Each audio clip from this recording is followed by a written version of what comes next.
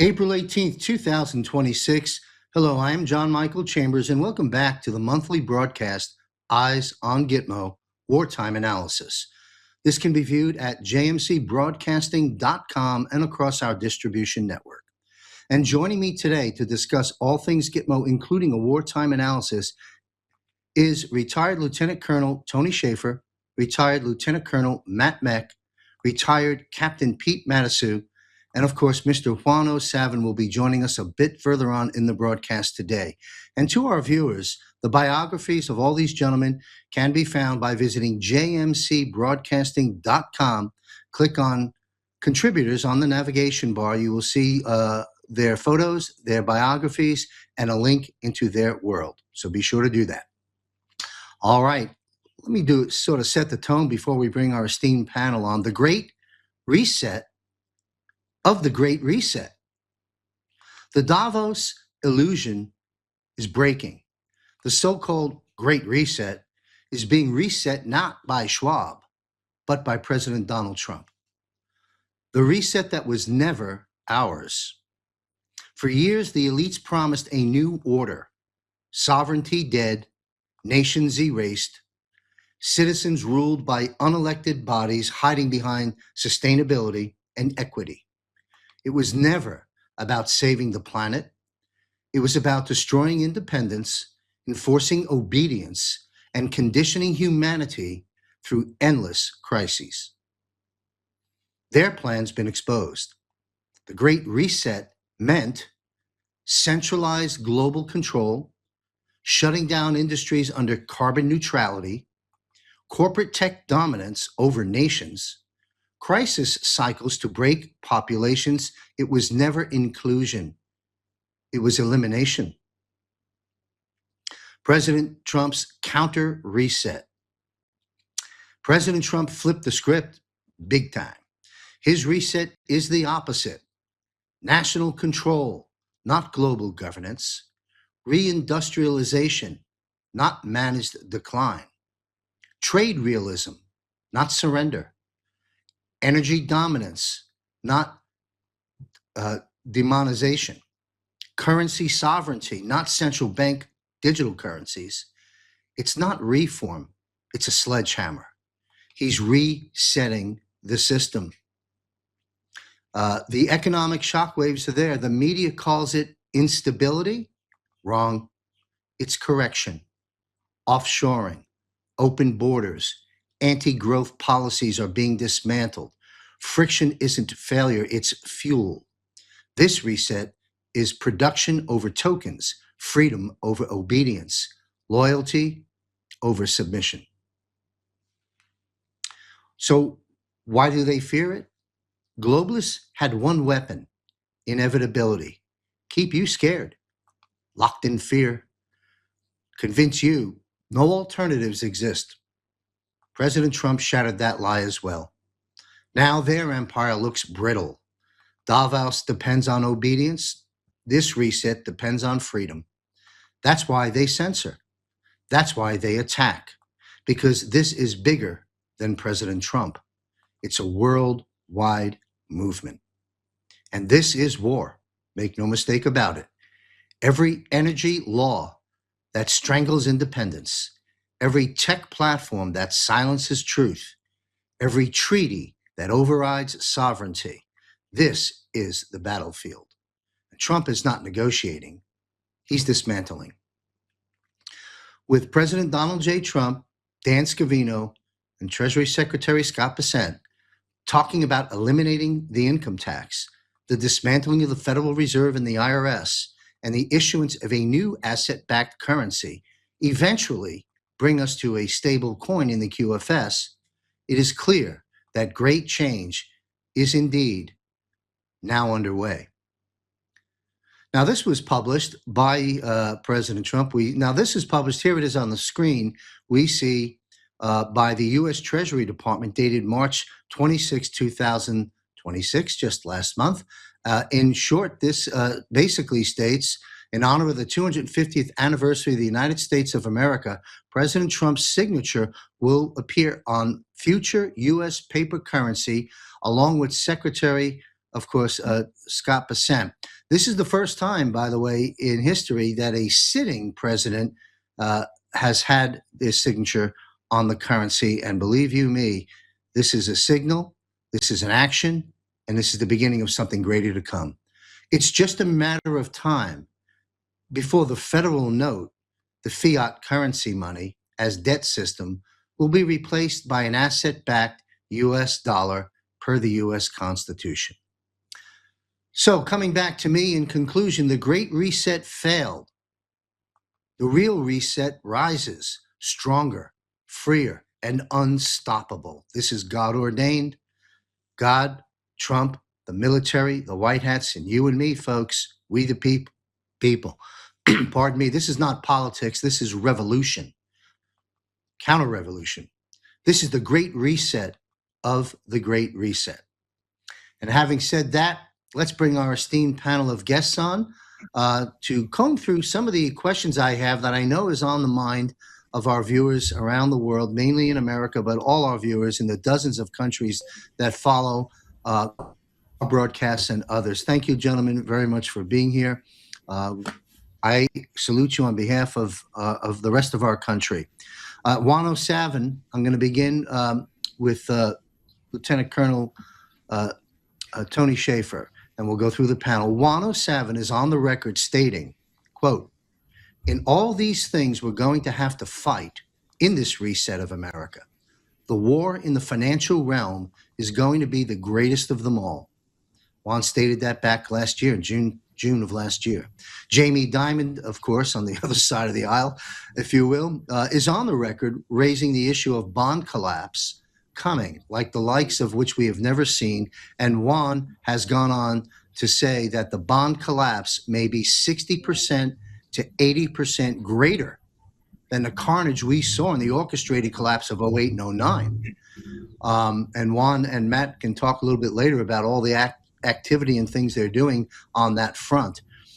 So we'll begin. There's a setup. Now the question, Lieutenant Colonel Shaffer, what are your views and comments concerning what I just sort of addressed in the monologue, the reset that was to be, the reset that's taking place, and all things that are happening in the economic front?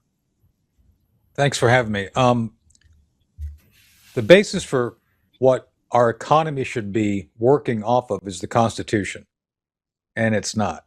There's several things which have impacted that have been left unchecked. Unlimited spending, the debt is unbelievable. The amount of debt that the government, even now under President Trump, is building is unimaginable.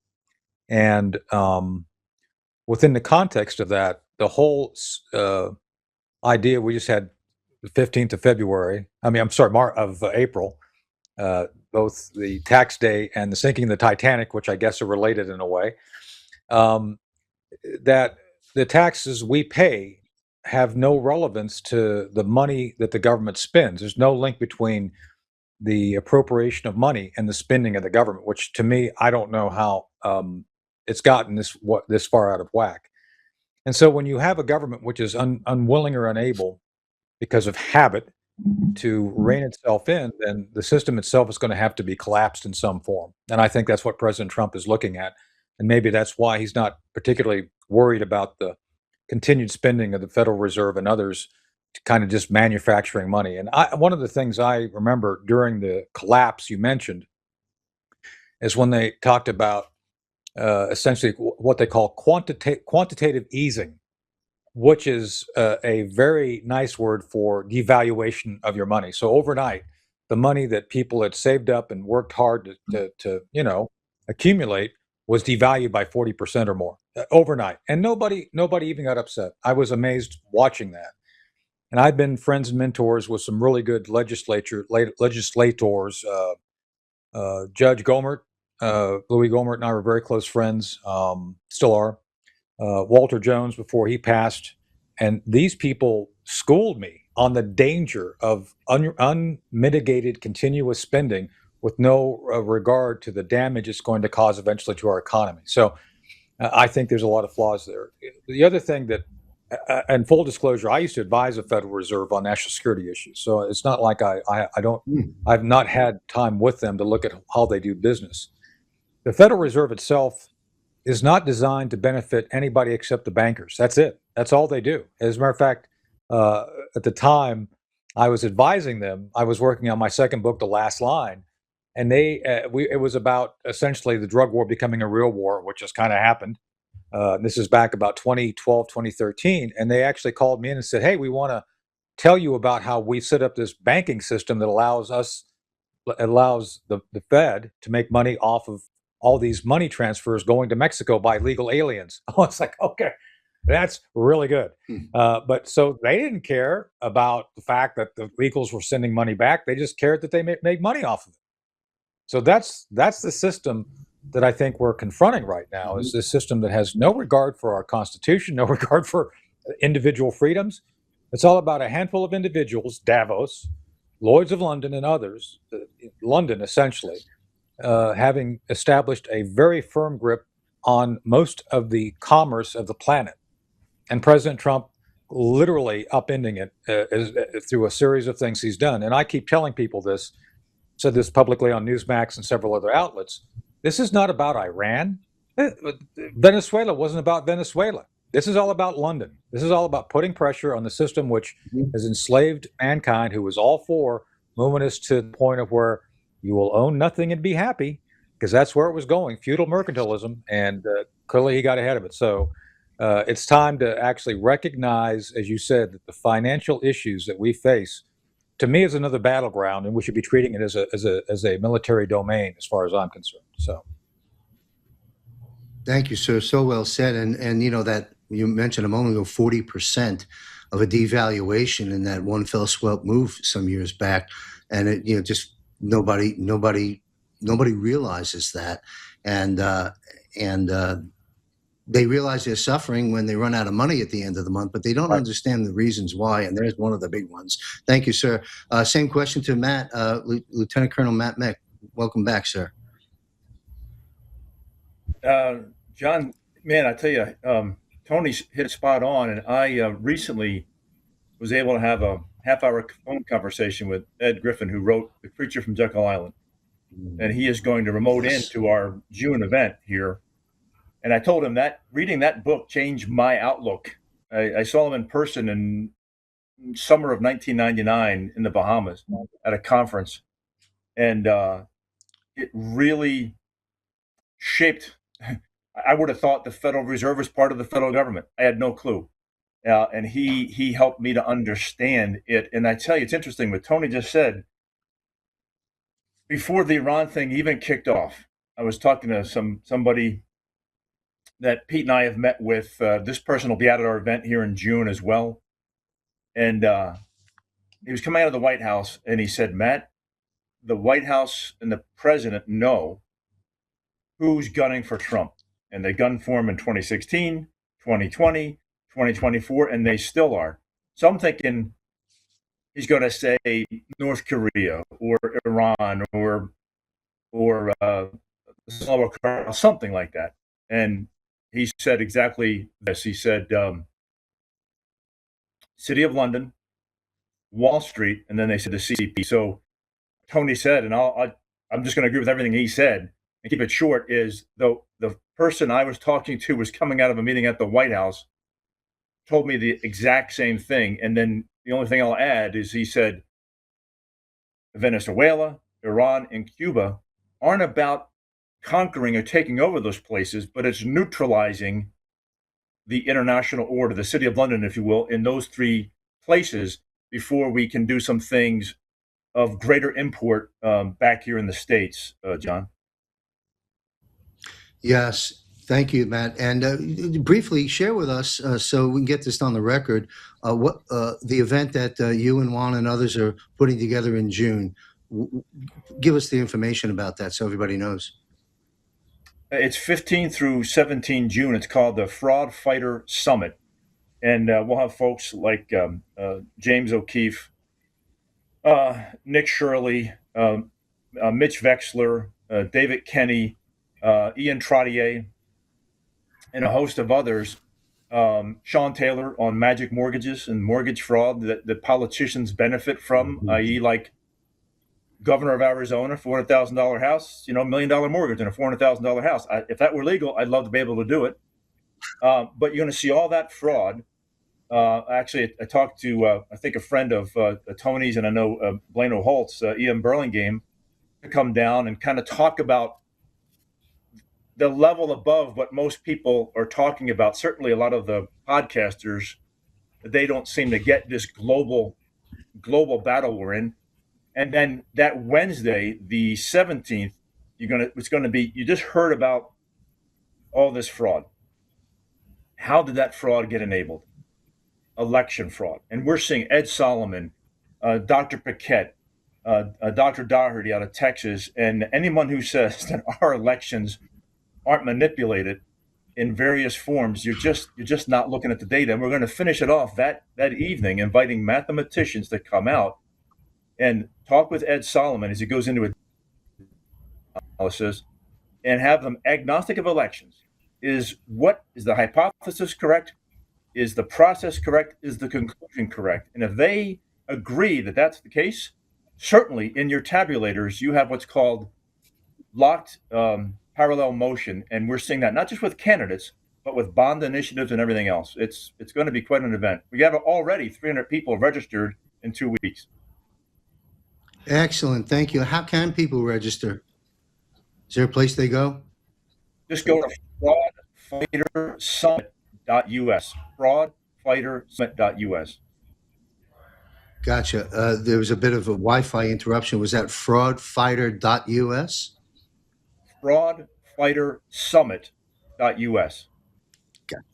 Perfect. That came loud and clear. Thank you, Matt, for updating us on that. And Mr. G, I worked with G. Edward Griffin many years ago as well on the Save America Foundation that I had in Pinellas County, Florida. What a legend. And that book, as you referenced, The Creature. I'm happy he's lending his voice these days still. I know he's in his mid-90s. I said this on broadcast before. I'll say it again. I think it's called the Freedom Medal that the president's issued to civilians.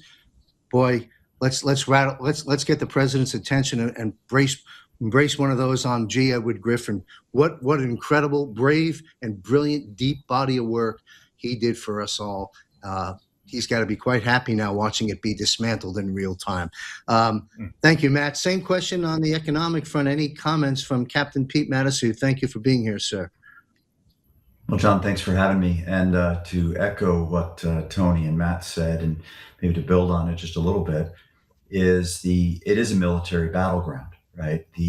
Because it is a battleground for freedom versus slavery that you mentioned in terms of a reset, right? Resetting from a system that is built on control to one that is built on sovereignty and freedom. So I think it's important, and I hope your listeners will pause and think about some things which these folks tend to create these illusion systems, right? We've talked about that on the show before, and this is definitely one of them. Our monetary system is an illusion system.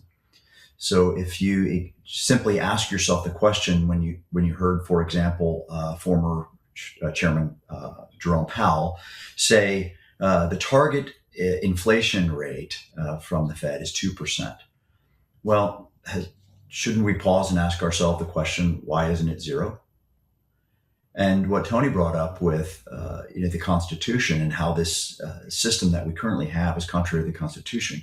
I would encourage people to go back and read the Constitution, read what it says, and understand that what was in place when the Constitution was formed, namely that City of London, that 1 mile square area just off the Thames, a vassal state, much like the Vatican, that was in place long before people came to this country. So they were clearly trying to escape a system, this colonial empire system that was constructed to put people in bondage.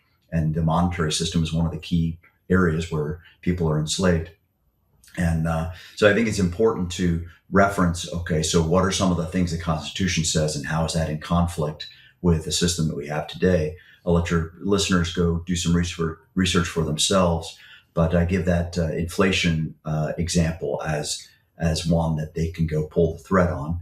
And then to the point of how much we spend, you can ask yourself the question, what happens to their system if we stop spending money, right? If we stop printing money, I should say, quantitative easing. If we stop doing that completely, what happens to their system? I submit that it completely collapses on itself. Without question, well said. And yeah, referring back to the Constitution, which everyone should go through, the quick paraphrase from the Constitution regarding the currency, of course, is that only Congress shall have the power to issue and control the value of our currency thereof in weights and measures because of the gold and silver that it was backed by. And of course, 1913, that all ended, and it's been a nightmare ever since. And thank goodness, I'm happy I'm alive today. I never thought I'd see this day where we're witnessing the dismantling of the Federal Reserve and the IRS. And we'll talk about that a little bit later, but thank you. Let's move on to another question. After years of intel and strategic military planning, we were in and out of Venezuela really in a matter of days. And Iran, while to some extent perhaps ongoing, has also, by and large, been a 6 to 8 week military operation with success of great, massive global magnitude. Talk with us about what has really been accomplished. We touched on this a moment ago, Lieutenant Colonel Schaefer. Talk with us about what has really been accomplished, particularly concerning the Straits of Hormuz as it relates to the oil, the economy, and just how does London, as everyone's mentioned, that name just keeps coming, that 1 square mile has wreaked so much havoc for so many centuries, perhaps, and that is also exposed and being dismantled. So I guess the long-winded question is, these military operations in Venezuela and Iran, from my perspective as a active civilian, is been years in the planning and short period of time in the execution with phenomenal success. But as you mentioned, the panel mentioned a moment ago, it's not just about Iran and all the other issues that we know that are out there in Venezuela and Iran. It's about something else. Can you connect the dots a little bit more further on that? The Straits of Hormuz, why is that so important? Where does it stand? Mm-hmm. Well, the whole thing is framed, I think, correctly as we're talking about. The City of London, the bankers have always benefited from all conflicts. They win no matter who loses. So the way that I think past conflicts have been set up is that, you'd have a limited number of things. Remember, one of the key things that has not happened in any great degree, we've won a few wars, not many.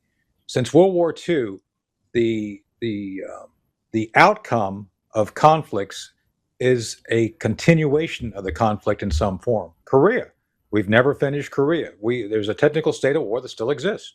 Vietnam, nobody in their right mind should have kept us in Vietnam fighting for the length of time in Afghanistan. I wrote a book on Afghanistan called Operation Dark Heart, where I point out the fact that we won the war in 2003, we were done, and yet somehow we drug it out and ended up throwing it all away in the end. That wasn't by accident. I believe it was purposeful. You have people being put in charge and making political decisions which undermine military victories. And I've seen it firsthand. I've been an operative at the highest level, running operations that were considered black ops going back to the 80s. And I could talk for a half an hour over specific examples, but I'll stay away from that for tonight. But what we've seen within the context of, and you said it, we've been looking at this for decades. We've had the intelligence ever since I was a lieutenant. We've been planning on operations in the Gulf, in the Persian Gulf. This is nothing new. What's new, the two things that are new is first off, you have a president who's willing to take on risk. Other presidents have always, and I'm a Reagan guy, and I'm still friends with the Reagan folks still alive. Ed Meese is a mentor. John Lehman, Chris Lehman are friends and mentors. So I don't take this as bashing Reagan. I'm just saying that every president has had a limited range of things they're willing to do. President Trump doesn't have those limitations. He's willing to take on political risk and act. Because the second thing I'm going to say is all the intel that we see resulting in these effective military operations like Venezuela, a few hours. Well, who thought we could do that? Well, we did, the military. we have an amazing special operations command, both white world and black world. Well, I've been part of both, mostly the black world. And so it's never been from a lack of intelligence or a lack of capability. It's been from the lack of political will to act on the information we have. And that's what's changed. So the whole thing with Venezuela, yeah, it was a paper tiger. A lot of us knew it. There was all this wailing and gnashing of teeth, gloom and doom. Right now there's a civil war in MAGA, which I'm staying out of, about, Tucker Carlson and all these other folks. There is reasons why they don't get the bigger picture that we're talking about. They're very limited in their scope. And I think the issue really is, what can President Trump do within the context of the intelligence he has and the operational capabilities my friend Pete Hegseth has been able to reestablish rapidly? And there's a long way to go. I talk to folks every day about woke not being out of the military yet. That's a conversation for another day. But I'll suffice it to say that the results we've seen within the context of the directives given by the president to the Secretary of War, to the Secretary of Treasury, to Marco Rubio, Secretary of State, is based on knowledge we've had and capabilities we've been able to establish for most of my lifetime, most of the time that we've had.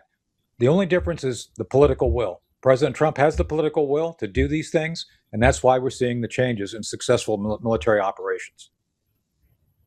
Yes, thank you. Well said. I mean, hail to the commander-in-chief without question, the supreme commander-in-chief of a global defense war, I might add. Lieutenant Colonel Mack, do you want to comment on this? The Straits of Hormuz, it's closed, it's open, who's in control? Where does it stand today? And what has changed in terms of energy, oil, its relation to the economy as we've seized control over it, from the way I see it? What say you? I would say the ships that are getting through are the ones that Trump wants to get through, and the ones he doesn't want to get through aren't getting through. And more than any news outlet or podcast or influencer, what are the markets saying? Not the speculators, but what are the folks who've got to buy the oil and they got to sell the oil? Oil dropped, right? I don't know, 18% in a day.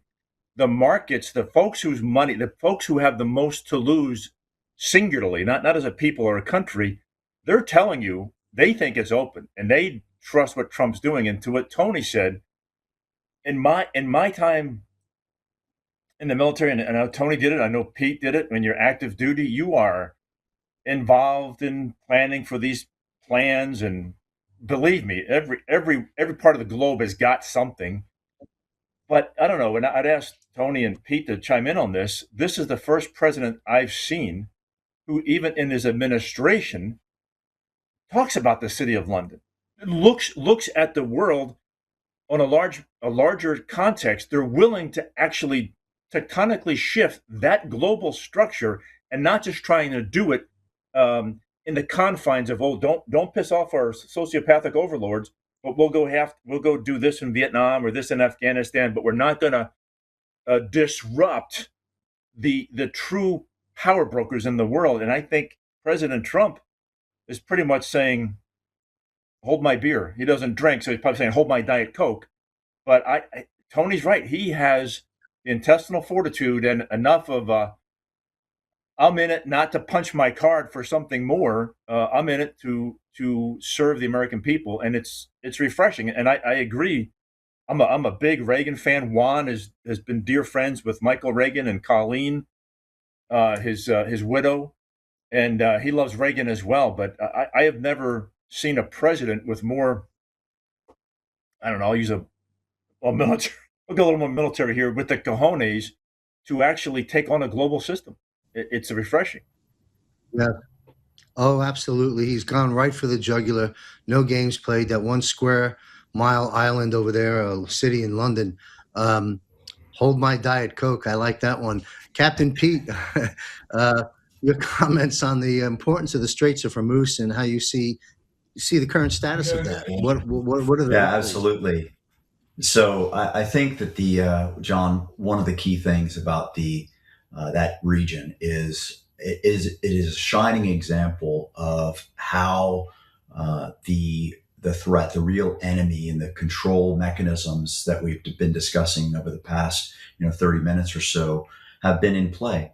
And we can look at the Straits of Hormuz as a good example of that. There was this Lloyd's of London insurance that was forced upon, if you will, as a taxation, right? It's a hidden tax on energy coming through the Straits because the city of London, in my research, helped create the situation in Iran and many of the terror organizations and the state terror organizations that are there.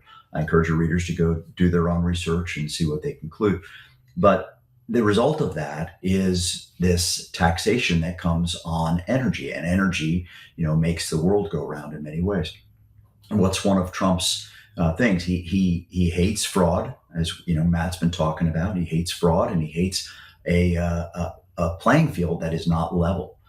So if you look at what was happening in Iran and what was happening in Venezuela with the oil, right? China was getting a lot of their oil at a heavily discounted rate. They were not paying market prices for their oil that was coming from those two regions. And so they were at an unfair advantage economically and competitive environment. And that's not the way the world should operate. So by addressing those issues, among others that we'll potentially discuss tonight, but that levels the playing field. It's going back to the money situation, and the inflation and things like that. Is if you don't have weights and measures that are uniform, right? The Bible says that God hates dishonest scales. And that is what we're trying to rectify in this whole process. God hates dishonest scales. Boy, are they being exposed, huh? And those scales getting balanced. Thank you, sir. Coming back to the top of the panel, while all eyes and ears have been focusing on Iran, as we've just done, we need to discuss briefly Cuba. Per USA Today, the Pentagon is ramping up planning of possible operations in Cuba. I certainly don't have any inside information, but I would say they're already ongoing. What can you tell us about Cuba, its importance? Is Cuba also really officially or unofficially a territory of the U.S., and or will it be? But talk with us about Cuba, because I think that's going to be a news cycle pretty darn soon. Well, I think that Cuba has been within our sphere of influence and interest from the beginning of the time Teddy Roosevelt and walks softly but carry a big stick, gunboat diplomacy. Now it's Don boat diplomacy, and I think Cuba's is another thing I kind of alluded to. It's like one of those unresolved issues which should have been resolved a long time ago, but it's been convenient for certain forces to keep it there, to kind of be a thorn in our side. The people of Cuba have suffered greatly under communism, and somehow we've just ignored that fact for generations. Well, President Trump rightly has looked at that and said, "Yeah, this is not right. This is something we should and can take care of." And I think he's doing it by non-military means. He's strangled their oil, removing, I think, 40 million barrels a month from Mexico, 30 million from Venezuela, or vice versa. I'm not sure which it was, but they had about 70 million coming in. That's pretty much gone. The Russians are trying to come in and try to save them, which is going to be interesting. I think the Russians are going to overplay their hand pretty quick. So I think it's just a matter of time before their own economic system, based on the inefficiencies and limitations, is just going to fail. And I think it speaks volumes of the fact that the world, different powers of parts of the world, kept this going for any number of reasons. So it's time for the Cuban communist regime to end and Cuba to become a treasured and valued member of the Caribbean, where we can go and smoke Cuban cigars, all four of us together. Just saying. Mm-hmm. There you go, and have a cafe con leche at the same time. That's right. You bet. I look forward. I used to live down in Miami many years ago. Had some Cuban friends. Was in the community there often, and boy, there's going to be a lot of celebrations a little bit down the line, thanks to our commander in chief. Matt, you want to take this on, Cuba? Yeah, it's interesting. Juan and I, we were just here at the Trump Hotel. He had met somebody with Besson's entourage on some treasury matters, and one of the waitress, she's actually from Cuba originally, and before Trump was even running for president back in 2009 or so, 2010, she wasn't a waitress, she was a room cleaner, and her English was still not very good, and Trump, here again, billionaire, taking time to talk with somebody cleaning the rooms about how's it going. She said, I'm studying English, it's still not so good. He goes, you're going to get better, don't worry about it, you'll have a great future. And now she's one of the head servers there at the restaurant at the Trump Hotel, and she said exactly what Tony was saying. It's the people of Cuba are yearning for freedom, and the people realize that they don't have an economic system. They literally, to put it in Marine Corps terms, you're still living in your parents' house, and your parents are paying all your damn bills. The Soviet Union was doing that for them, CCP for a little bit, Venezuela, and now Trump is leveraging that and say, okay, we're not going to subsidize you, but we're going to work with you. And you hear what Rubio's saying. You have got your system, your political system's got to change because you don't even have an economic system. And having spent 6 months down at Gitmo in 2004, great people, and we had some occasions to talk with the Cuban counterparts. And we were there just because the base CO had us there about should there be fires or hurricanes and so forth. And I don't think Trump, Tony and Pete can weigh in on this. I don't think Trump's going to do anything. I don't think it's going to be militarily. I think these folks want to. I think they want.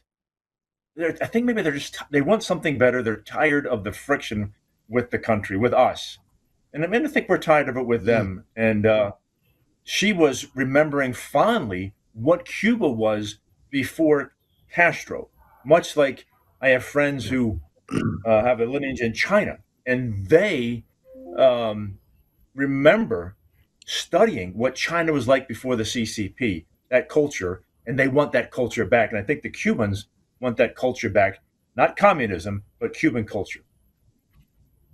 Well said. I couldn't imagine living under that level of tyranny. As you stated, the parents still paying the bills and keeping everybody unproductive, basically, and looking for food.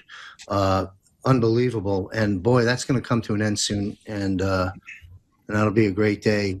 I think of Hemingway. He used to live in Key West for a period of years. He'd hop a boat across over there, and that's when Cuba was a good place to go, right? It was an ice island, and people were going to casinos and dancing and having a good time.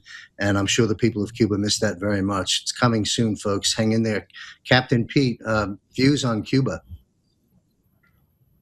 Well, John, you mentioned statehood or territory or something like that, and I think it's important to think about climb up, as we would say in the aviation world, to 30,000 feet and look at the problem a little bit differently.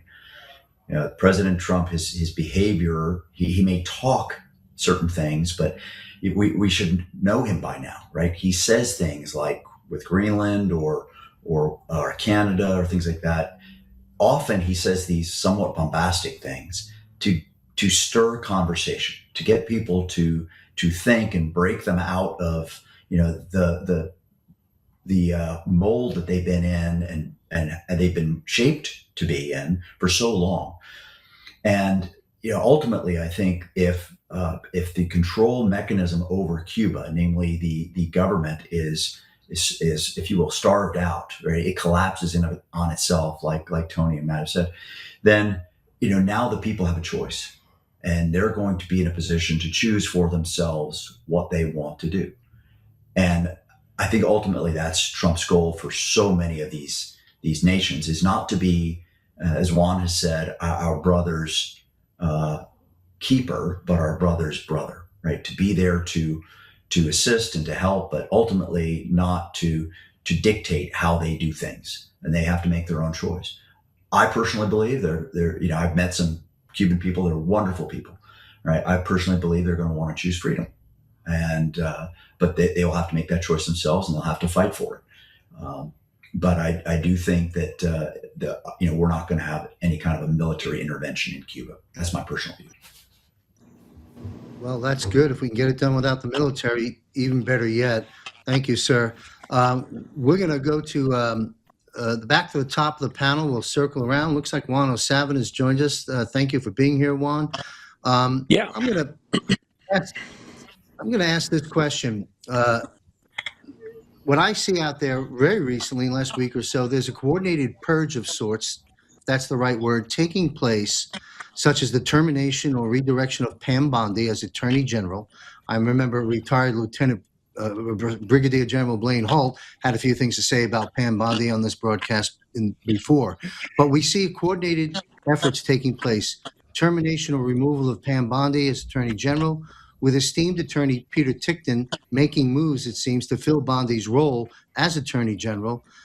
Then we have Pete Hegseth has asked the Army Chief, as I understand, Chief of Staff General Randy George, to step down and take immediate retirement, a senior U.S. Army official and senior Department of War official. Hegseth also fired recently 12 different generals in the last couple of weeks, including the commander of the United States Army. What is your analysis, Lieutenant Colonel Schaefer, about these statements, these moves made by Hegseth and the removal of Pam Bondi and Peter Tickton's interest in the position? Well, I'm voting for Ed Martin or a couple other folks I know personally. I like Ed, and I think Ed would do a good job. Anyway, I don't want to get into the politics of individuals at this point, because I think there's a lot of speculation that I don't want to jump into the middle of. Pam Bondi had to go. I think Pam was compromised. I think she's not the only one. I think there's a number of folks around the president who are not on the program with him. I think they have some objectives that are contrary to, I think, what we would all agree is in the best interest of the country. I'll be blunt. I think Kash Patel has outlived his abilities to do adequate and permanent reform to the FBI. I think there's some real issues there based on what I've heard from folks still in the inside and the way he's managing. There's a few other folks, I think, in the Department of Justice which are still dragging their feet. They just fired the career prosecutor in Florida who was supposed to be doing the Brennan prosecution.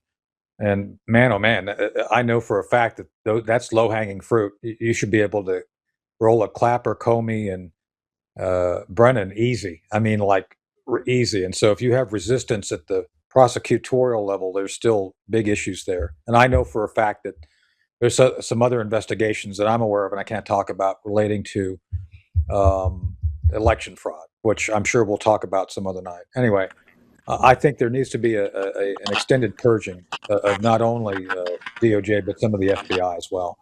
Over to the Pentagon. So I know for a fact that there's more firings coming.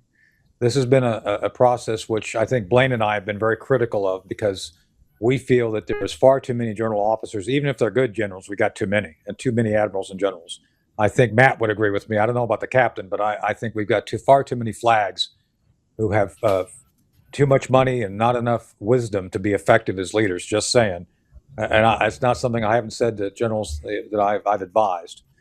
And there's a quality of general and flag officer that's still lacking. It's not just about getting rid of woke. It's about reestablishing a warrior ethos, which Pete has been trying to push. Pete Hegseth has been trying to push. That's been essentially going on for a while. And I've talked to Matt about this. One of my favorite generals, because I know him, we're friends, is Joe Dunford, fighting Joe Dunford.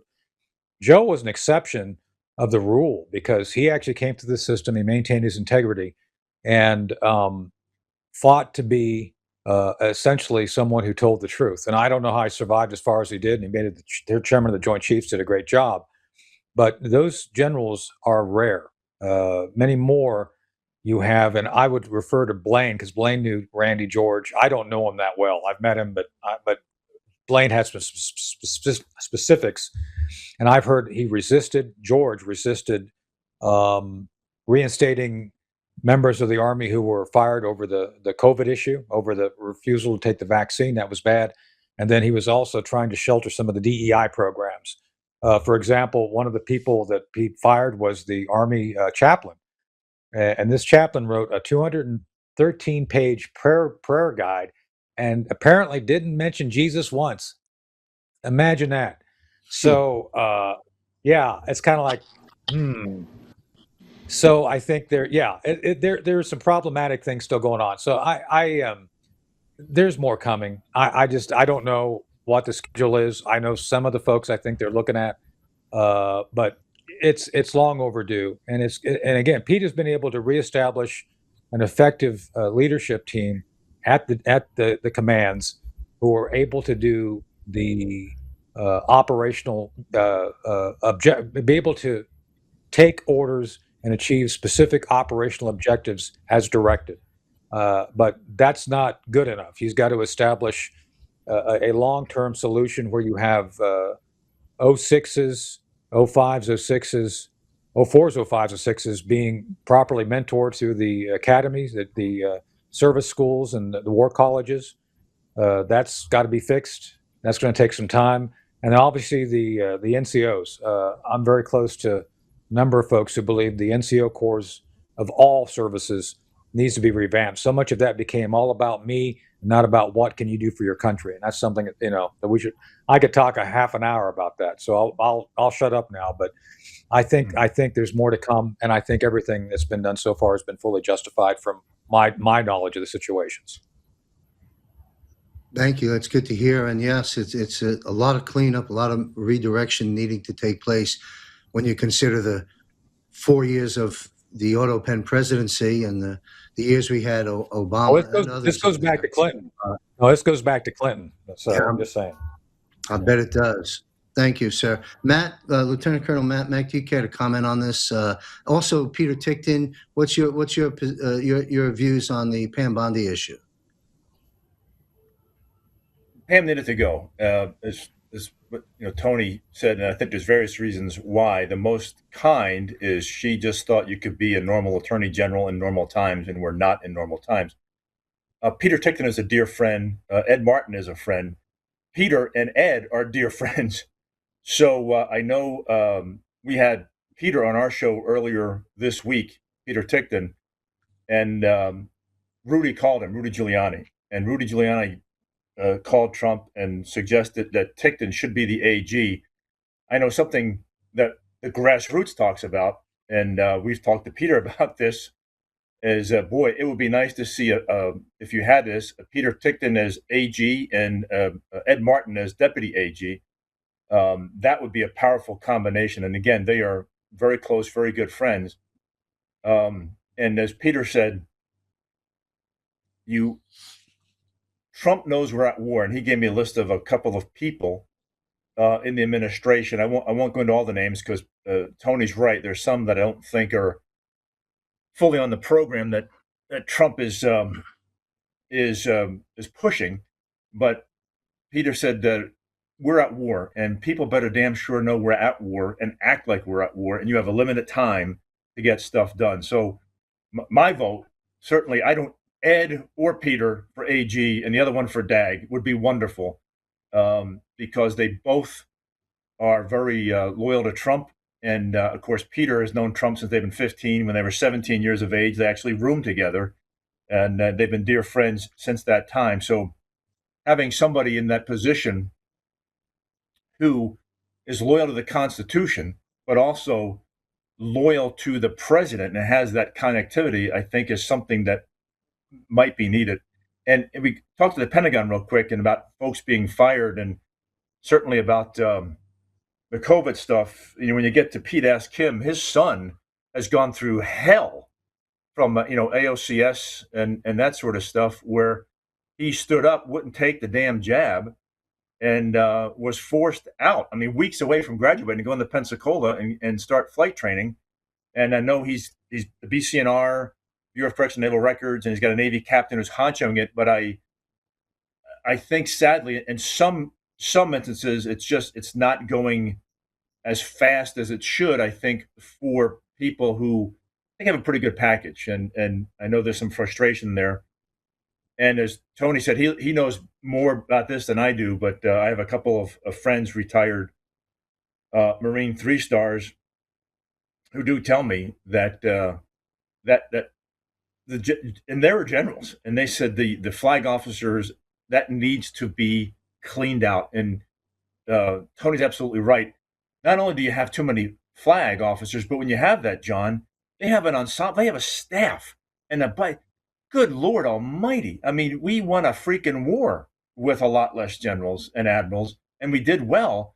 Now it's almost like a make-work program. We're pushing people up into those ranks for just a reward, maybe a political payback. Who knows? But it's not just for merit. And General Dumford and some others were those exceptions that are damn good flag officers that you wonder, as Tony said, how did you get to that level and survive the swamp and all the BS you got to go through to get there? Mm-hmm. Well, thank you, Matt. Same question to Captain Pete, and then we'll go on to 107. We're talking about the military purge, some of the issues that were raised by Matt and Tony, and your views on Pam Bondi. I'll just say this real quick. I think most of the American people are happy to see her go. Captain Pete? Sure. In terms of Pam Bondi, I had some concerns. Being a resident of Florida, she had some pretty close connections to the Bush family, and I have some strong concerns about the Bushes. I think a lot of that's going to be brought out here in the near future. But I think she was never going to really do a good job. That's my view. In terms of what's going on in the military, a couple things that I want to offer, some encouragement to the audience is that God always preserves a remnant, right?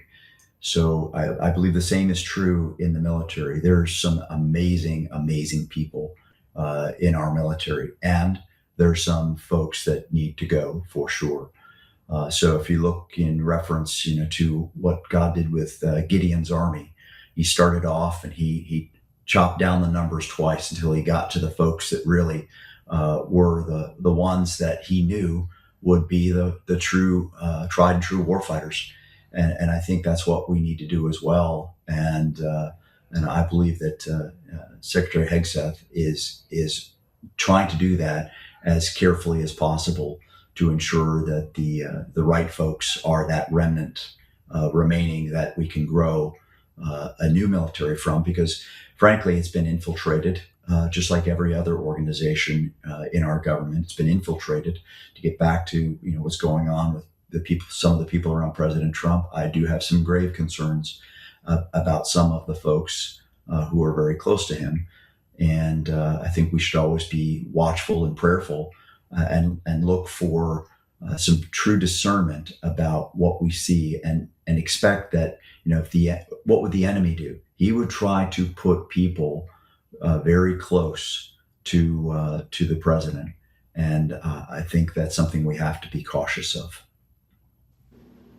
Without question. Thank you, sir. 107, would you care to weigh in on this, the purge in the military, and your views on Peter Tickton perhaps replacing Pam Bondi?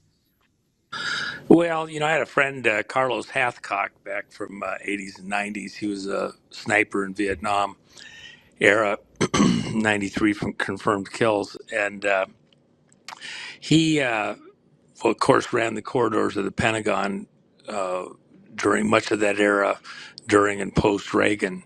And I remember being here in Vegas with him one of the last times he appeared publicly with a Soldier of Fortune event. And we were at dinner, and he was talking about the fact that the Pentagon was being run in a Machiavellian sense by a band of perfumed princes. That's the way he referred to them. And so, they smell good, they look good, they're so, and it was all about appearance and who you were with and being at the right events. Had nothing to do with actually being warriors. There's a certain grit, a certain, uh, you know, edge of the wire stare, the 1,000-yard stare. You're watching all the time. You're alert. You're aware, and that's not what was running the Pentagon at the time. And that culture has become endemic. There was a time, and he felt that we were approaching the end, and this is in the 90s, where the folks that still had some wits about them, some grit about them, were being moved out of uh, warrior positions. And it wasn't just that they were becoming rotund in their uniforms. They just did not, they weren't there to be alert through the night. Don't call me at 3 a.m. if there's an issue. Uh, they just weren't the same. I think that has built out now to a point where, even with the number of generals, a similar issue.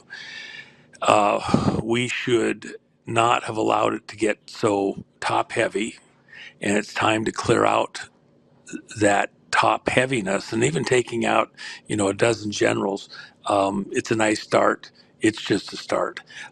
You could pare back the number of generals at the Pentagon and throughout military operations total. Probably, and this is going to sound almost absurd, but easily by a third, maybe even more. Part of the problem is that it becomes cumbersome to get critical action done quickly because you have so many people that have to check and cross-check and think about and consider. Those become blockages to function. And so trim, lean, mean, able to make a decision of we need to reinforce that, and a warrior's ethos.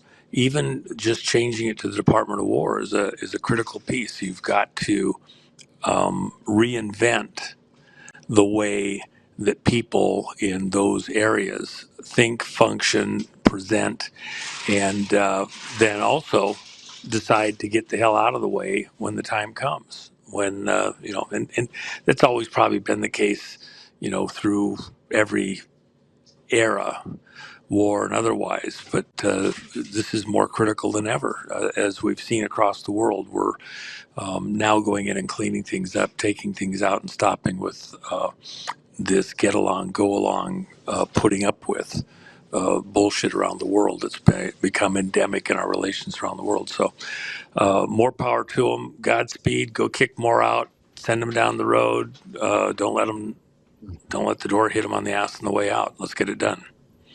As far as Peter Tickton, Beautiful. Well, he is amazing, just as President Trump is, in his stamina, his focus, his clarity of mind. And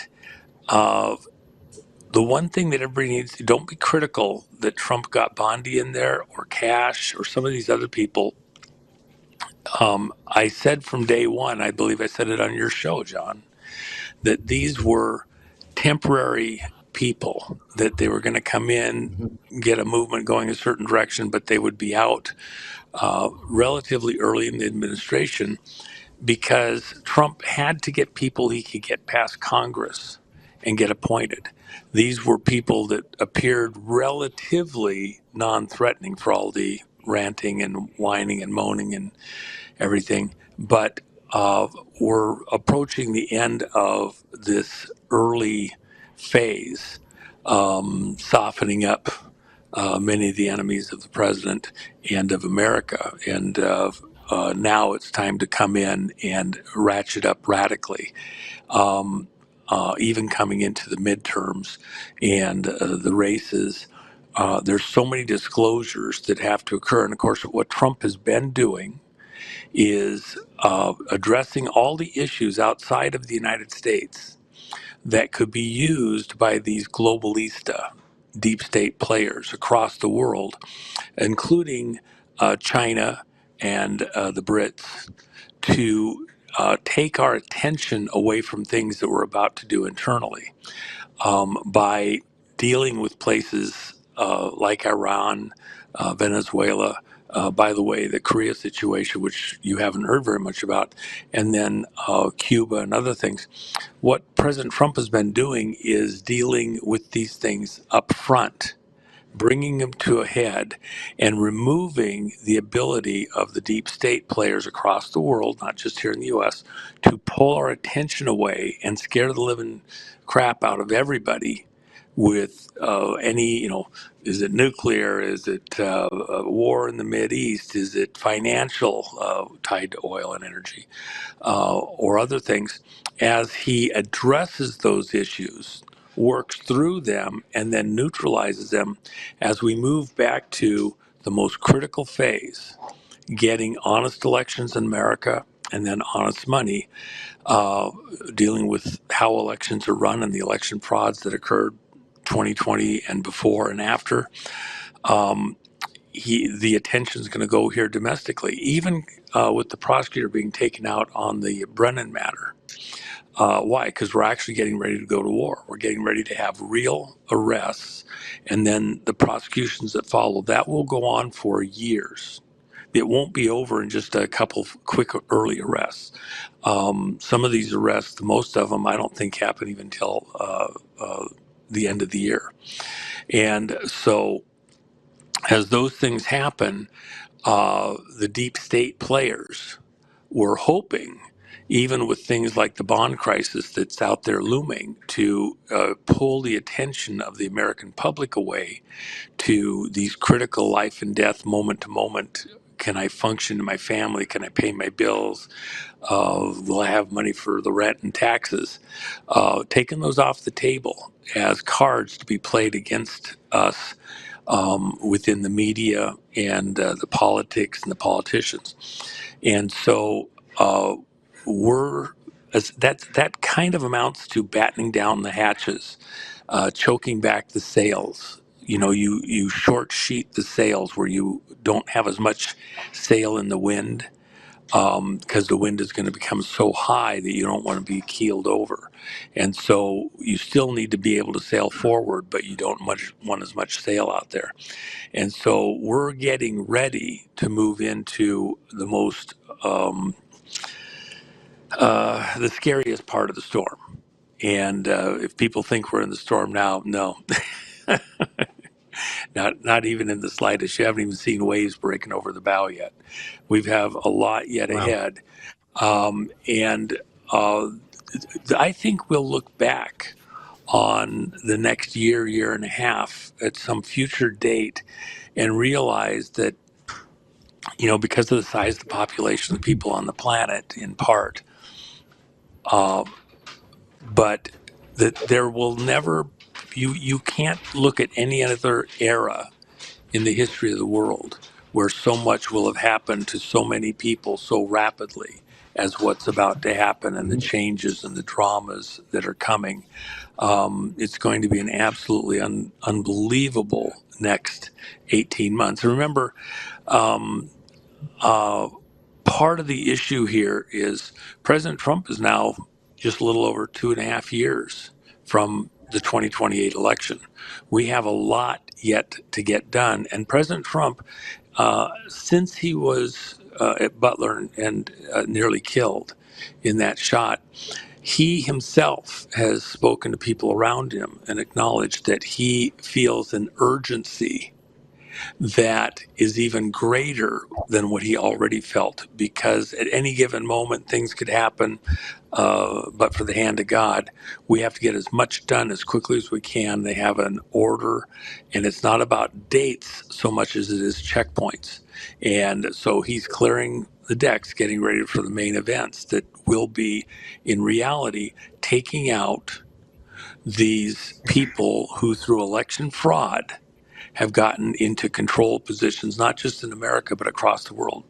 71 countries plus the United States is what the players that have, that are testifying right now before grand juries have said was the number of places where they stole the elections across the world. So anyway. Mhm. Well, thank you, Juan. You unpacked quite a bit there. And, so pedaling back, sounds like we're going to see a continuation of changes within the military order as well as in the administration. Well, And there you has spoke to be. about, Let me just add this. Let me just add this, John. I'm sorry to interrupt you, but people have to understand that these prior administrations, you say going back to Clinton, that's absolutely right. Even back to Bush 1, there were people put into positions for political reasons who did not make sense even then. And then they put other persons and other persons and other persons into office and have begun to build out these fiefdoms. This is what Carlos Hathcock was talking about, that didn't make sense in a real war ethos. And one thing that's in the background also with these command flag officers, general officers, many of them have been put on the payroll of senior executive service for continuity in government positions, which actually means they're working for somebody who they believe is higher and operate accordingly. Senior executive service has hijacked the operations in many ways over at the Pentagon. And what you see going on right now with President Trump is this NORAD versus senior executive service throughout all the ranks, both at the Pentagon and militarily, through the political class, politicians and former politicians, and then all of this relative deep state, the unelected people running government, including, by the way, the 120,000 people over at the Justice Department where you can't get to justice at the Justice Department. They have all these people doing everything but going towards true justice, and very disturbing. And by the way, we had, just so everybody knows, early this week, we had interdiction arrests of hundreds of trucks moving across the U.S., going to Costco's and Target and other similar type stores that were actually running drugs.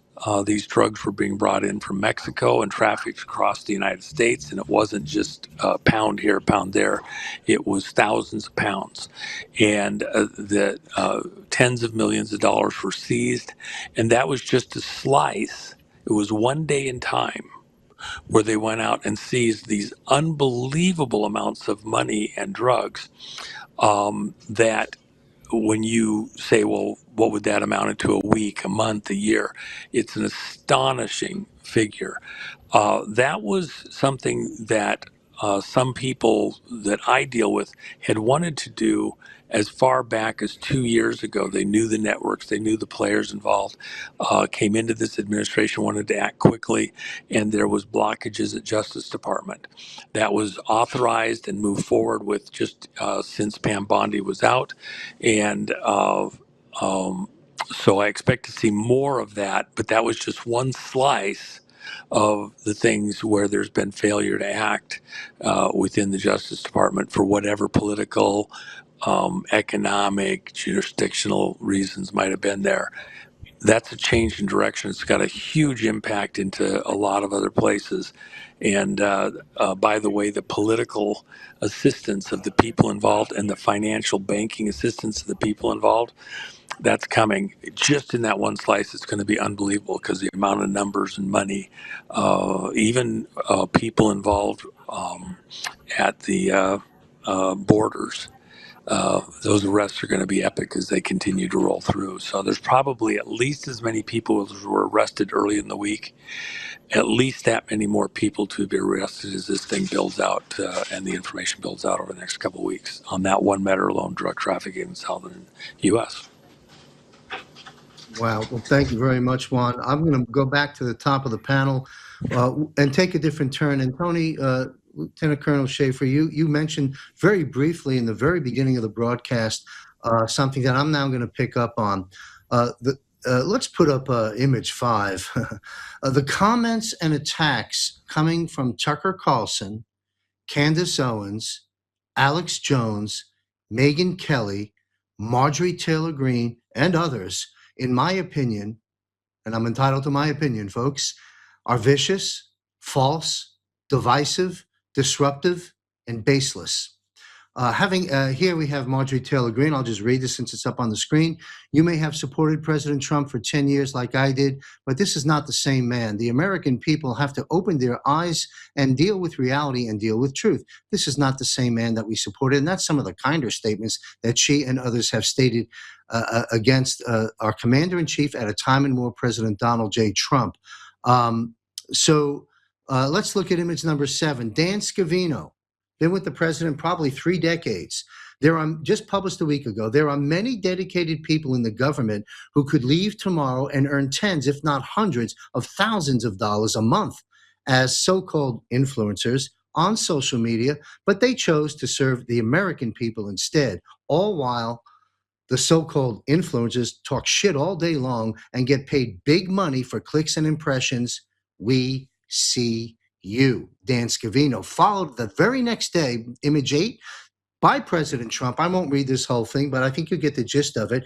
He says, I know why Tucker Carlson, Megyn Kelly, Candace Owens, Alex Jones have been fighting me for years, especially by the fact that they think it is wonderful for Iran, the #1 state sponsor of terror, to have a nuclear weapon. And then he goes on in Trump-esque ways, calling them nut jobs, low IQ people, troublemakers, Marjorie Taylor Greene, and pretty much unleashed on all of these folks as a retaliation to what they're doing.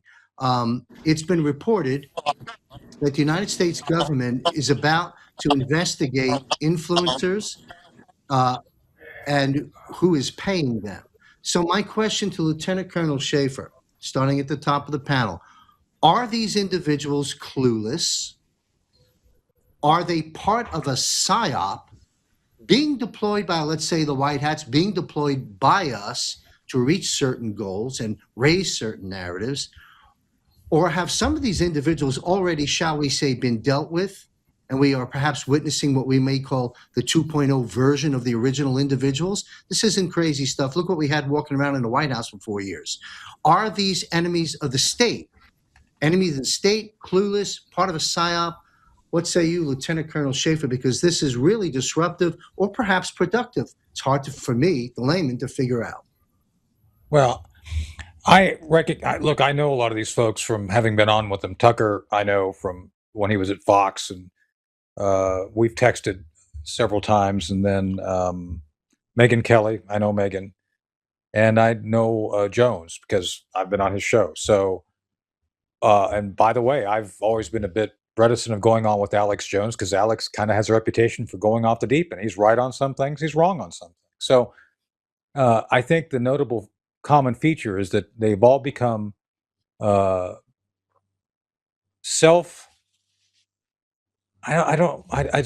a term of, I'm trying to figure out the right term. They've been more focused on their self-image and success than what they set out to do originally, to tell the truth. And I think that's the problem. And it's not that they're lying, it's that they I think, purposely take things out of context to create drama. And as I've said, I've been trying to stay out of the Civil War. I'm not interested in getting in the middle of it now, so please take my comments as just kind of a observational, not that I want to jump into the middle of things. But I think that, and I know Tucker Carlson's done some good work. He's done some things to go at some of the issues. I heard Mark Levine talking about him the other day on the air. Apparently, Tucker called Mark, and he tried to offer kind of some sort of a peace offering. And Tucker apparently said, according to Mark, I didn't hear it. He said that Tucker felt that they agree upon about 70 to 80% of issues, which may be true. It's that 30% that they disagree with. So I don't know. I can only speak for myself, for the people I deal with. I deal with Blaine. Blaine and I are close friends. Obviously, I do things with Matt. I love what Matt does. My focus is trying to support what I believe is in the best interest of the country and the Constitution. To me, it's a lot of noise, and they have the right to say what they want. They can get the clicks. but their success is going to be short-lived because people are going to figure them out. So I'm not worried about it. I think President Trump called him out correctly. Apparently, they can't see what we see regarding what he's doing, and it's sad. Just saying. Thank you, sir. Lieutenant Colonel Matt Mack, you care to weigh in on this? It's been disruptive in the movement. That's the last thing we need at this time in our war. It's disruptive. Or perhaps productive. It depends how you look at it. Well, it's a couple comments. Remember Elon and Trump, right? They kind of had a big blow up. They come back together. If you punch Trump in the nose, he's going to punch you back. I mean, it's just going to happen. But it only bothers you if you let it, right? Pete knows this, and I'm sure Tony, from my platform, I jammed radars, signal to noise ratio. I want to focus on the signal. The noise, it's like canceling out people that you just don't let it get into your brain and process. I just push it out. And here's my impression is, and I've been on Alex's show before, back on Fast and Furious stuff. I honest to God think, and I would love to engage Juan and Pete and Tony on this question, is I think maybe besides the hubris, and we're seeing that some of that in the fraud fighting aspects of things, you're hearing people say, well, I saved billions of dollars for this, or I did this. Well, first off, no one saved anybody billions of dollars yet. You've identified the grift and the graft. You haven't saved anything yet. And if it's all becomes about you, then the team doesn't win. And we've all, John, even you and Juan and his intel background, and Tony and Pete, you don't do military ops as an eye, right? You have a team behind you, and we're seeing that right now in the Middle East. But I think maybe a very benign observation about them is I think they're seeing it on a different level. They see things happening here. We've been talking about City of London and Wall Street, and as EM would say, the folks who want debt as sovereign as opposed to individuals are sovereign. I don't think they see it at the same level we see it. They're seeing it more tactically, and we're seeing it globally. And so I'm trying to be kind on their motives, but I would say, who gives a shit? Forget about it. Let them do what they're going to do. You can't affect them. If you don't like them, turn them off.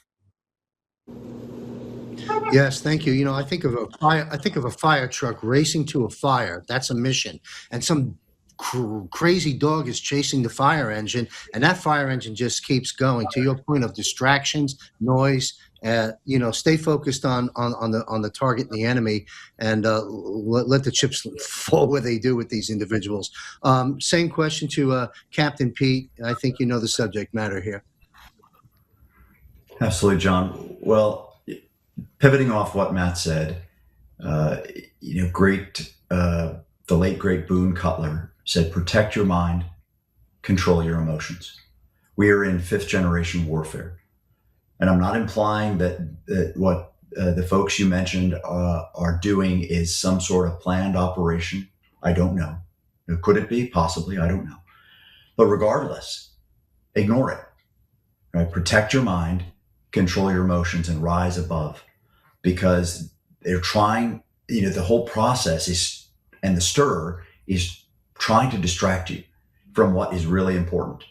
Right? It's trying to distract you from what you're doing in your local community, what you're doing to prepare for, things that Juan has said, and I think that the signs are clear, are coming, right? It's distraction. Ignore it. It only will fracture if you allow it. So stop allowing it. And another one, that I think is important to realize is that, could this be an exposure, either intended or unintended? Right? Namely intentional or just we're seeing it play out that way. An exposure of the media itself, whether the media be the legacy media, right, or the quote unquote new media. This exposure that has to come out about getting people to think about what they're actually listening to and what they're actually watching and who's behind it. Follow the money. right? And how are they trying to influence you, and how are you allowing yourself to be influenced? I think that is probably the lesson that we can learn from this whole thing. Thank you. Great talking points and great advice. Juan O'Savin, let's weigh in on this, if you will. You and I had conversations about the media space on and off air a couple of years ago, and a lot of what you talked about, and Dr. Janet Halper Hayes, I think are beginning to play out. But what's your take on the subject matter at hand? Well, think of lobbyists trying to get politicians to cover things a certain way, address bills or issues. Within the media, you have the same lobbyists trying to get a narrative that suits their clients, their purposes. The two largest lobbying groups in Washington, D.C. are, first of all, the Israeli lobby, and then second of all, the Saudi lobby. Um, but the Saudi lobby is actually not adequate to the task truly, because you have a number of Gulf state members who, in the total, actually far outweigh what the Israeli lobby has for money and connections into Washington, D.C. And these groups have understood that part of getting a political decision to go a certain way is to get the public to back something, understand it a certain way, see things in a certain light. So they have to work the media and put the people in a vice between the politics and the media to interpret and push or back certain things. That's why President Trump has been so adamant and dogmatic in pointing to the media at rallies, in talking about the media in everything he does, and calling them out for the fake news and false news, etc. So, with that in mind, there's been connections. I remember when I was working Whitewater back in the 90s, and we had a number of media people that were there that we would talk with from time to time on various things. And as often as not, they didn't want to just know what we knew. What they wanted to do is tell us what their interpretation was based on their other context to try and get us to see it in a different way. They weren't there to learn something. They were there to try and get us to spin things favorably to them. And they were on the payroll of a number of these groups. We know for a fact, I don't talk about it, but there's a handful of people in this alternative media that are supposedly the patriots, who are on the payroll, literally, of a number of intelligence agencies. Even our own CIA and other similar intelligence operations here inside the United States have been put on the payroll. Media's been put on the payroll by CIA. Okay, and you have that going on other places also. So when you see people like this coming out in a certain direction, who is it that they're buddies with? Who's giving them money behind the scenes to be involved or push a certain narrative? And then it's not even the person that you see directly. It's who are their money people under the influence of within their crowd, their party. Um, so, who's buying their time, camera time, and stuff like that. So I think you have to take it with that kind of a perspective. And that's certainly what President Trump is saying. Who's feathering their nests? And some of that's going to be very embarrassing as it comes to the fore. Thank you, Juan. I've got a final question. We're about an hour and a half into the show. We'll start at the top of the panel again. I will set this question up, paraphrasing Captain Pete from a previous broadcast. But while it's Captain Pete Mattis who reminded us in a previous broadcast that much of what is going on at Gitmo, at least up until now and perhaps very soon, is somewhat of a clandestine operation going on for some years now.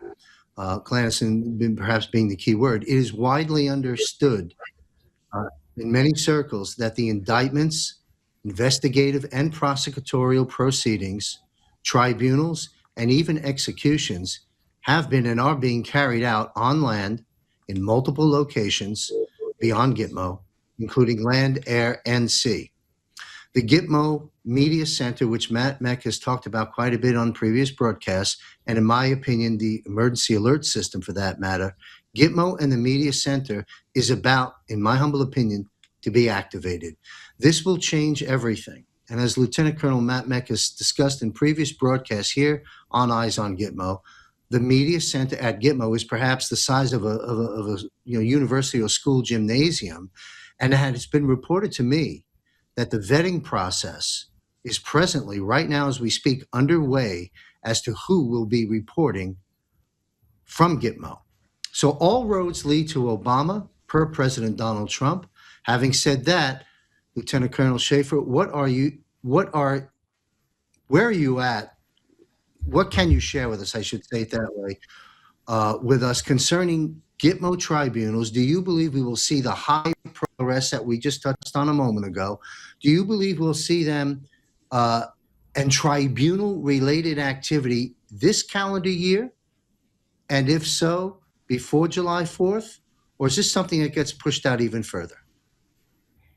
It won't be before the midterms. And if it happens, it's going to come down to political will. That's it.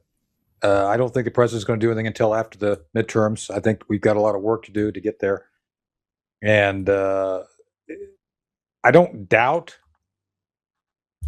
the framework or how it could be done. It just comes down to, will the president pull the trigger or not? And that's the only thing I can say about it. Well, thank you. That's a new perspective. You hear a lot of things from a lot of people I interview, and that's why I ask these questions, because the American people, as you well know, they're demanding to see the truth, and we'll get it in God's time and in the military's time, and I understand that. Same question to Lieutenant Colonel Matt Mack. Well, I can't wait to go back. It'll be fun. But my best Cuban sandwich was there. It was made by a Jamaican. But what Tony just said, I've heard the same, is that anything that's going to happen as far as what you just alluded to there at Gitmo will happen after the midterms. But as Trump has talked about, and you've heard other people reporting, hypersonic clarity. There's a lot. Trump wants to get a lot of information out. I just sent it to you, John, and to Pete, and to Tony, and to Juan and Blano on Trump talking about releasing the UFO files soon. And Blaine would know this well, and so would Juan from Juan's time and trying to take down the Soviet Union. But even as a president, if you're working inside the system to get information out, it is like a Leviathan in molasses. But the president, unlike anybody else in the government, can declassify, and he can make it public, which would help a lot of things move forward. So I think prior to the midterm, you're going to see a lot of this hypersonic clarity. You're going to see coming out, and preparatory things happening. We in the military, we know there's the preparatory command and command of execution. A lot of preparatory things will happen. And I've heard from a couple of sources, anything like that at Gitmo after the midterms, because we have to maintain the House and the Senate. After the midterms, I think you'll see things occur. And as Professor Clements would say, and he came to this conclusion way late, but he went through every other alternative, and he said, Matt, we can't get to accountability and justice in the DOJ. It's going to have to be non-Article 3 to do it at scale in the right time. So that's the inputs I've heard and can share with you, John. Yes, thank you very much. And after the midterm seems to be the theme thus far in terms of getting to the American people what we need to see and getting the justice aired and done. Captain Pete, do you care to weigh in? And also, Captain Pete, if you wouldn't mind commenting on your, again, crystal ball forecast of when the EAS, I think it's inevitable, the EAS is coming. So the question is really two-part. The activation of the tribunals being shown to us, the reporting at Gitmo, when, and the same question for the EAS, sir. Well, I like the way Matt put it in terms of the preparatory command and then the command of execution. So part of that preparatory command is building the case and to whom are we building the case? Really, it's for the American people, because so many of the things that we have believed to be true are not, in fact, true. We've talked about it on the show before, in a land of multiple, a myriad illusions.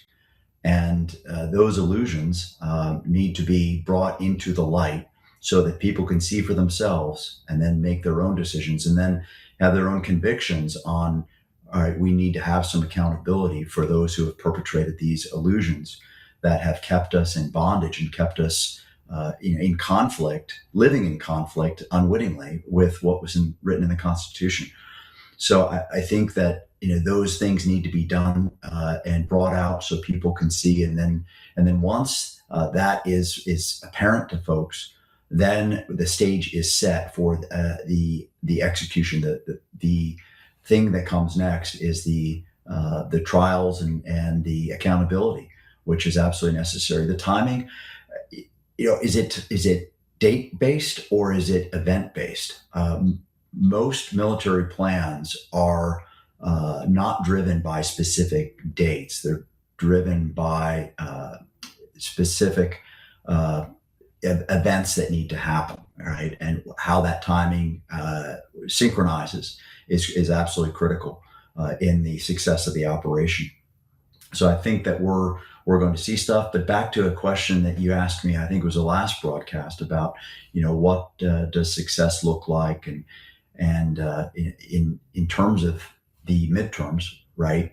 Do we win the midterms? Do we hold the House? Do we hold the Senate? I again go back to what I said before, and I submit that the vast majority of our elected officials were put there fraudulently. And so when that part of the hypersonic clarity comes out, the election issues become apparent to the public, then comes the real question. What do we do?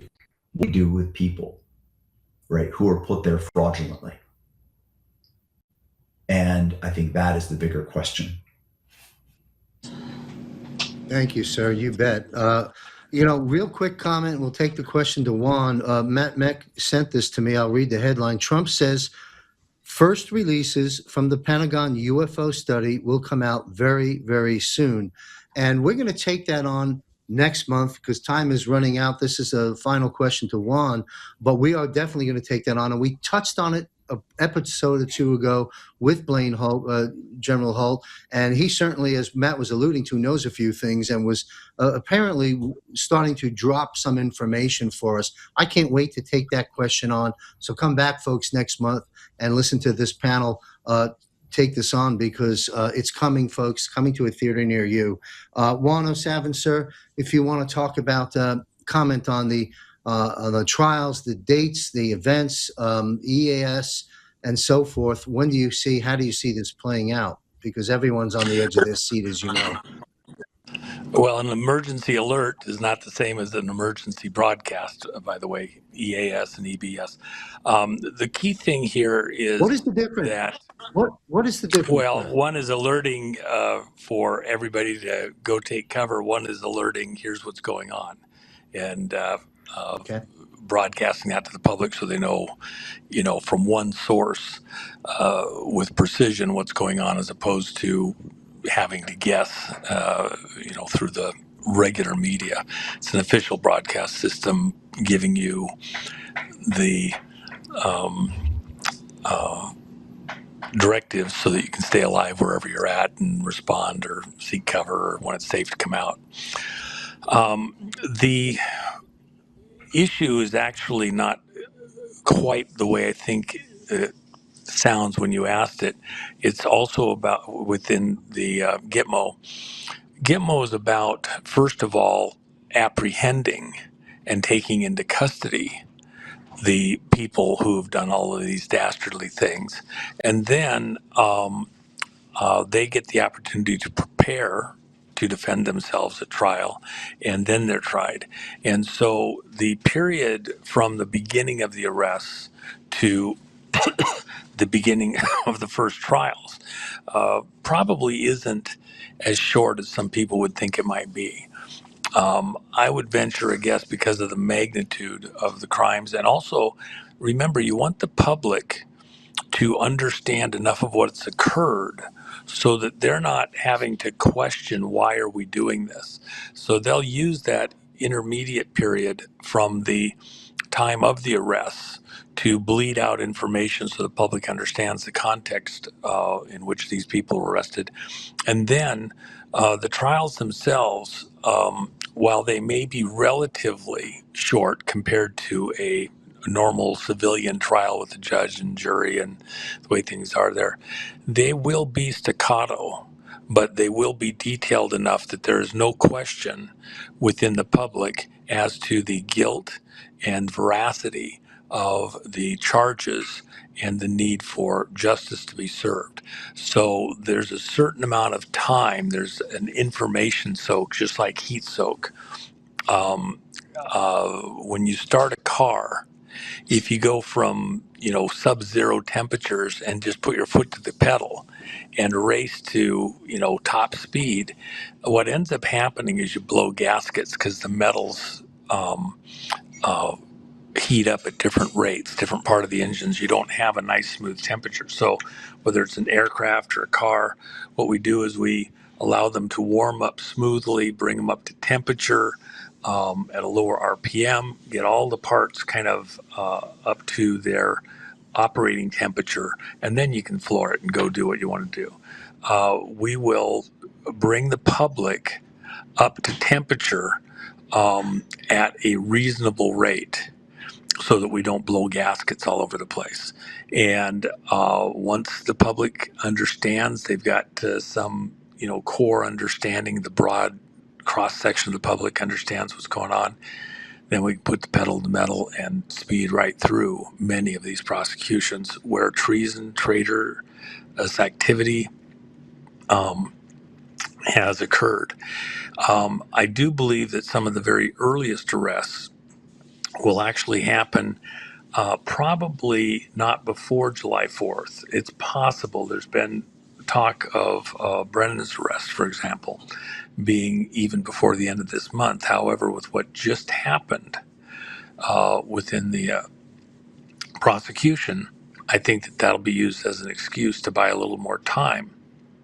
And then President Trump wants us to enjoy a beautiful period in this lead up to the 250th anniversary. Remember, he invited the American people to come to Washington, D.C. for a prayer and rededication of America May 17th, 49 days before our July 4th 250th anniversary celebration. And then there's just this week been announcements made about essentially a anniversary fair where the entire mall there in Washington, D.C. is going to be turned into kind of a World's Fair type of an atmosphere, free to the public to come celebrate America's 250th anniversary. The Jubilee in the Bible is this 50-year period. Well, the beginning of the next Jubilee period would then be July 5th, 2026. And that's the beginning of resetting everything. It's, a new day moving forward for America. I think that's the theme that the president wants instilled within our minds. And that includes out with the old, in with the new, out with these treasonous, traitorous people and their practices and their alignments here in the U.S. and across the globe, and starting a whole new era for America. And so part of that, you have to show these prosecutions, or there's not cleansing. You have to show the prosecutions for the public to see. There's no secret tribunals. There's no secret prosecutions. And that's the reason why the media center, people like Matt, are so critical. Even the people that show up to report on this, we don't want people who are on somebody else's payroll, who are not there to tell the truth but want to sell their propaganda. We want people that will report honestly on what exactly is occurring there, and that's why there's going to be vetting. And even now we're vetting out who we want present. And of course, if you got somebody like, let's say, Tucker, he would have been someone you would have considered would probably likely be involved or invited to some aspect of the Gitmo operation. However, if he's got some other loyalties within what's being presented by him, then maybe he's not the right person. And we've got other people available to us who can be more America minded in this. And so it's not that we want people totally unbiased. We want people to understand from an American perspective, these are traitors. These people saw to it that Americans died so they could get into power and hold power, including with false elections. And they were sold out, bought and paid for by a globalista crowd that saw China as the future, that saw them feathering their nests for themselves and their families with other countries to the detriment of America, even from a satanic perspective, that they're not doing this from a godly perspective. They're sold out. They're literally several, not of this group necessarily, but within some of the operations against America, including in the vote fraud, a whole cult, a whole group of people that got senior positions within the vote architecture systems who are dedicated Satanists and anti-God people, even with the tattoos on their bodies. It's that serious. So preparing to go to trial includes every war is fought with propaganda. Think of all of the Rosie the Riveter and things like that. And this information, how you portray yourselves, your people, and the enemy. No question about it, we are at war. And we cannot allow our enemies to control the narratives. If you want to be harsh enough to say propaganda, well, we just can't allow it because it throws off our people.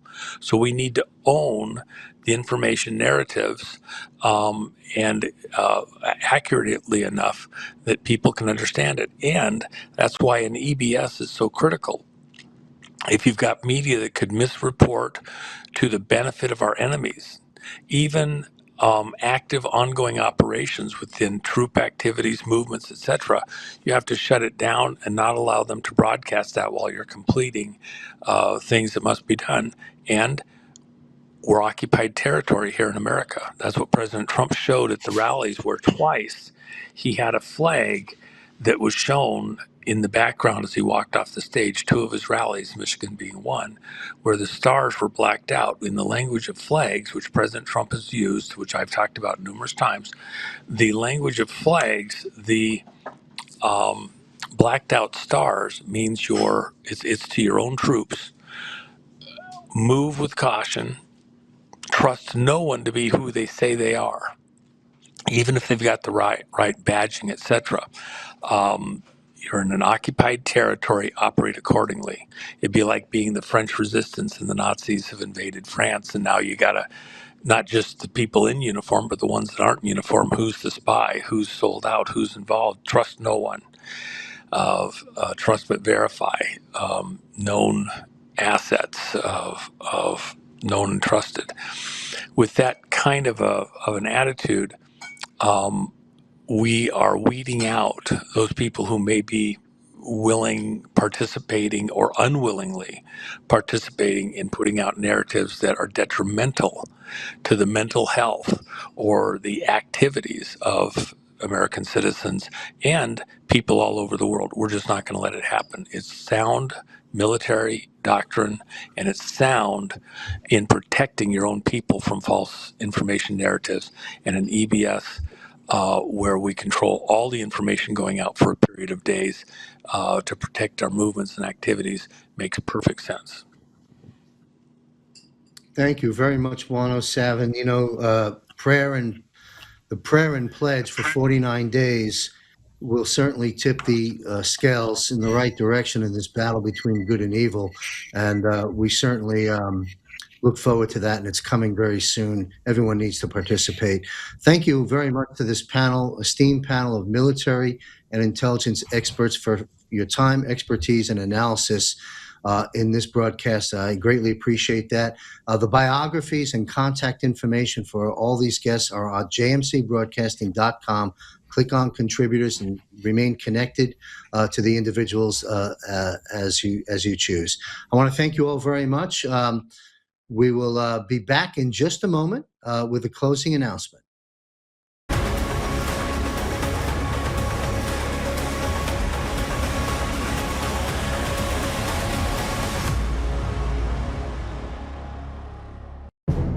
Join JMC Broadcasting's monthly Global Defense War Military Panel. JMC hosts an esteemed panel of military experts, including Ricardo Bosi, Tom Lennox, Chuck Sellers, Michael Jaco, Derek Johnson, Brad Wozny, and other military guests. Join us each month, where this panel of esteemed guests analyze the current events across a broad spectrum of topics, addressing the questions and concerns that you have. Subscribe for free by visiting jmcbroadcasting.com. John looks forward to seeing you at the next episode of the Global Defense War Military Panel broadcast, right here on jmcbroadcasting.com.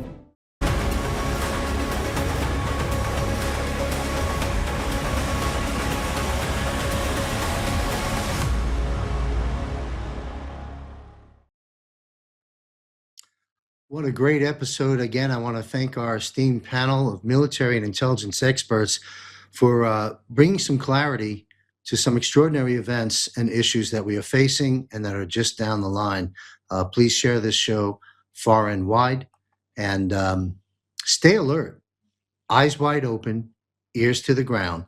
Quick announcement, all new Patriot Q&A hour each month. We host one of these. We began in January with Will Barney. February, we had Michael Jaco. March, we had Derek Johnson. And coming up, April 30th, 8 p.m. Eastern, it's a private Zoom Q&A for 1 hour with Captain Rob Cunningham. Sole purpose? To answer your questions in real time live. So be sure to join us. You can visit jmcbroadcasting.com, click on Premium Portal, and learn about this option. Now, we have a free subscription. 99% of everything we produce is free of charge to the public. But if you want to join us, join Captain Rob Cunningham, April 30th, 8 p.m. Eastern. And I've been informed, I've got to lock it up, make sure it's official, but Juan O'Savin will be joining us in May in the private Q&A hour. So again, stay alert, everyone. Eyes wide open, ears to the ground. Pray, plan, and prepare, and continue to do your part. And remember, where we go one, we go all.